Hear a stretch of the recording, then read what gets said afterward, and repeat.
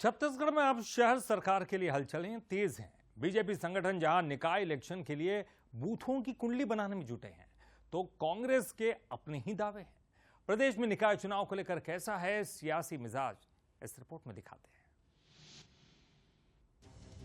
14 नगर निगम, 48 नगर पालिका परिषद और 122 नगर पंचायत यानी शहर सरकार।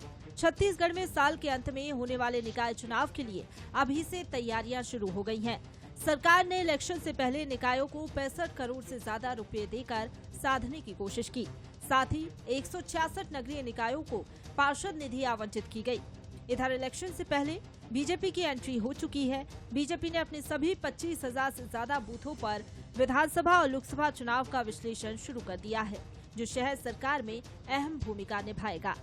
सभी लोकसभा क्षेत्र जो है उसके प्रत्येक विधानसभा क्षेत्रों में, चाहे वो हम जीते हों चाहे हारे हों, एक एक विधानसभा में जिन बूथों पर हम पीछे रह गए हैं, आखिर उन बूथों पर क्या कारण है, किन वजह से हम पीछे हैं। जो चीजें कुछ आई छन करके हम लगातार 2-3 चुनावों से पीछे हैं, तो हम उस क्षेत्र में जाना चाहते हैं कि आखिर वजह क्या है, और उन वजहों को दूर करके अपनी बातों को लेकर के विचारधारा के साथ में हम काम कर रहे हैं। देश के लिए हम आने वाले समय के अंदर में रणनीति बनाकर जनता के बीच में जाएंगे, और आने वाले समय के अंदर में उनका भी आशीर्वाद, उनका भी मतदान हमारे पक्ष में हो, इसके लिए इस तरह की समीक्षा, इस तरह के रिकॉर्ड्स हम सब लोग बना रहे हैं। बीजेपी की इस तैयारी पर कांग्रेस निशाना साध रही है। पूर्व पीसीसी चीफ धनेंद्र साहू का कहना है कि बीजेपी पंचायत चुनाव में भी पैनल बनाकर उसे राजनीतिक बना देती है।